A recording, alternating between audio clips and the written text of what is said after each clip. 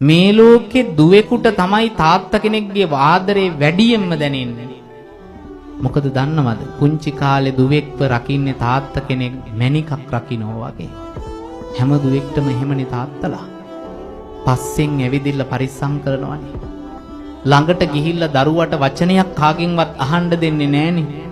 එහෙම රකින්න තමන්ගේ දුව දවසක කසාද බැඳලා යනකොට තාත්තට කොච්චර පපුවට දුකක් දැනෙනවද?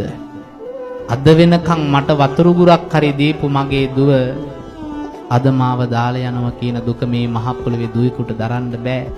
තාත්තා කෙනෙක් ඉන්නකොට නෙවෙයි පින්වතුනි, නැති වුනහමයි ඒ දුක දුවෙකුට දැනෙන්නේ. තාත්තලා ඒ දුක කොහොම දරන්නේ නැද්ද එතකොට? කසාද බැඳලා ගියාට පස්සේ දුකක් දැනුනොත්, කරදරයක් දැනුනොත්, ලෙඩක් දුකක් ඇදුනොත් කාටත් කලින් දුවෙකුට මතක් වෙන්නේ කවුද? තාත්තා. මගේ තාත්තා මගේ ළඟ ඉදියා නම් මට මෙහෙම වෙන්නේ නෑනේ කියලා හිතෙනවනේ.